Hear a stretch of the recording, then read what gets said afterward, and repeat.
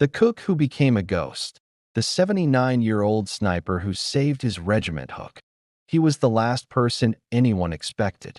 Not the sharp-eyed young scout, not the hardened infantry sergeant, but a man whose hands usually smelled of grease and burnt coffee.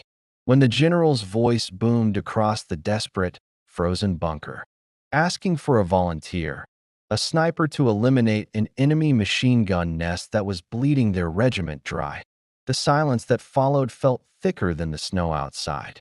Then, a slow, scraping sound cut through the tension. Every head turned as 79-year-old Walter Wally Jenkins, the company cook, stood up, his joints popping like small arms fire. He wasn't just a cook. He was about to become the deadliest shadow on the battlefield, and the price he paid would echo for decades. This is the story of a forgotten hero, a testament to the fact that courage has no expiration date. And what happened next will change how you view sacrifice forever. Script. The air in the command bunker was a stale mix of sweat, fear, and weak coffee. Outside, the world was a swirling, white hellscape, the unforgiving European winter of 1944. For 3 agonizing days, Charlie Company had been pinned down. It wasn't the artillery that was killing them.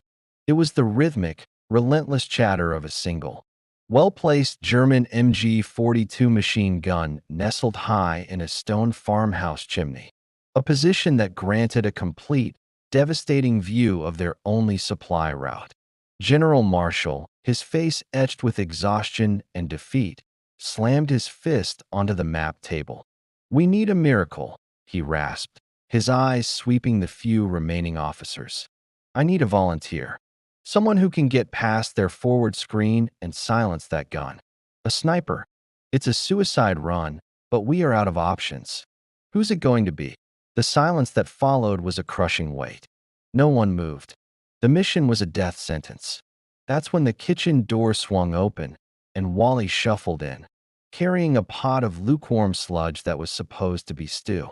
He was tiny, stooped, and wore thick glasses perpetually fogged from the heat of the field kitchen. He looked more like a friendly gnome than a soldier. But in his hands, instead of a ladle, he carried a gleaming, almost antique Springfield rifle, a rifle that looked far too big for his frame.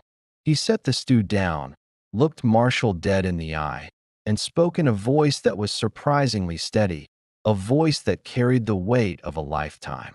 "I'll do it, General."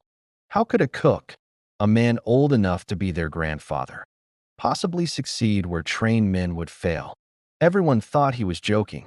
Major Henderson actually snorted, a laugh cut short by Marshall's piercing glare. "Jenkins, that's insane. You're the cook. You haven't fired a shot in anger since the last drill 6 months ago." Wally just nodded slowly, his eyes distant. "Major, you forget. I wasn't always a cook. Before this war, and before the last one, I was a sharpshooter. The kind that gets paid by the deer, not the hour.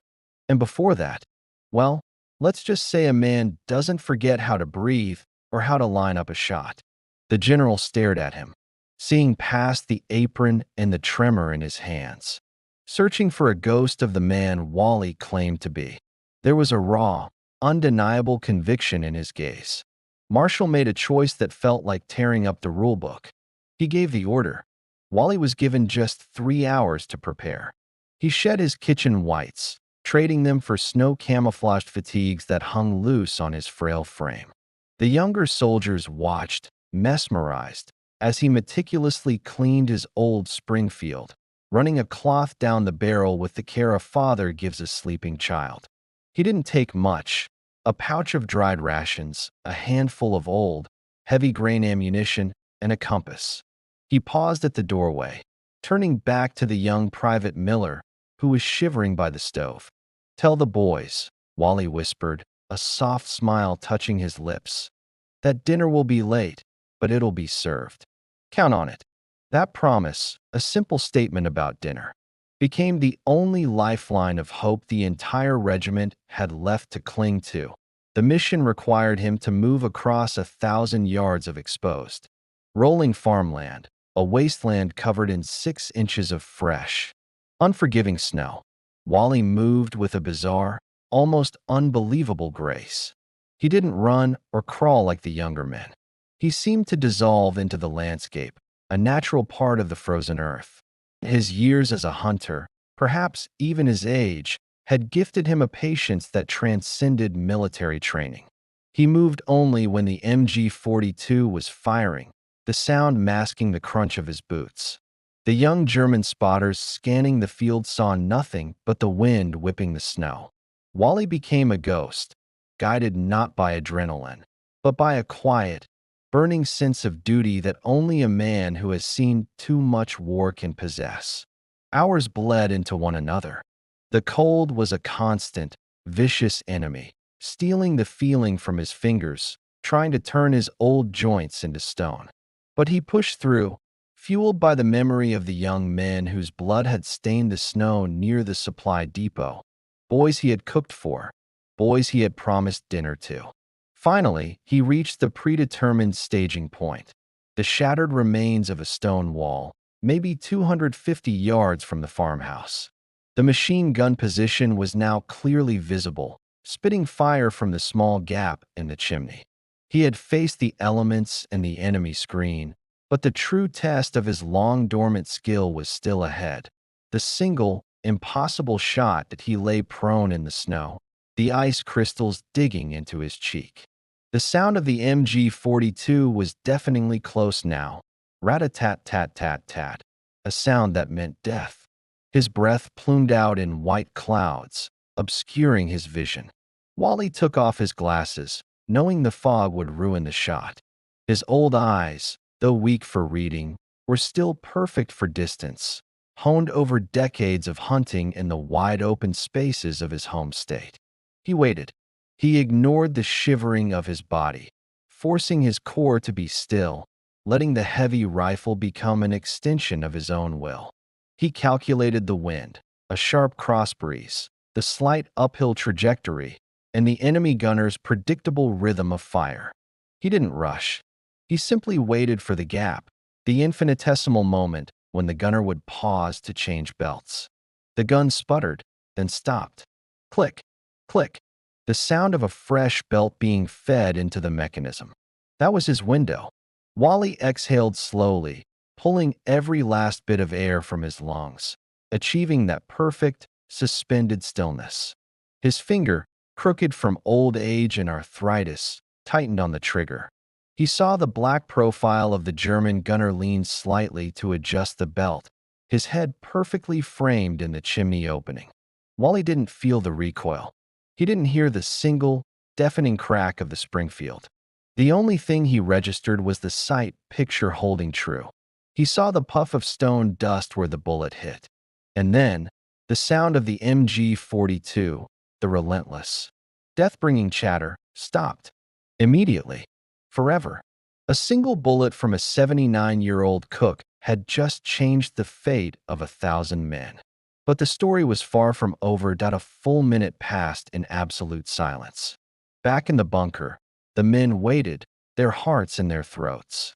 Then, a cheer erupted, a raw, joyous cry of relief. The general knew. Wally had done it. They secured the supply route and, within the hour, began their counterattack, successfully pushing the enemy back. When they reached the farmhouse, they found the German gunner slumped over his weapon, killed instantly by a near-impossible headshot. But there was no sign of Wally.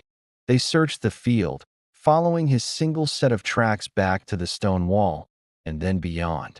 They finally found him about 100 yards past his firing position, lying curled in the snow, the antique Springfield resting beside him. He hadn't been killed by the enemy. Wally Jenkins, the 79-year-old cook who had saved their lives, had succumbed to the relentless cold and sheer exhaustion immediately after taking the shot. He died not as a cook, but as a hero, a master of his craft who used his final strength for others. They carried him back, not on a stretcher, but on the shoulders of the regiment's youngest men. They never found out if he had another round in his pouch, or if that single, perfect shot was literally the last thing he had left. The general gave the eulogy himself, a man choking back tears. Wally's self-sacrificial act became legendary, a whispered tale among the veterans. The story of the day the cook served up a final, definitive dish of courage. The regiment never forgot him, and every night, before the men ate, a piece of bread was silently set aside for the old cook who ensured they would live to eat another meal. His body was frail, but his spirit was granite.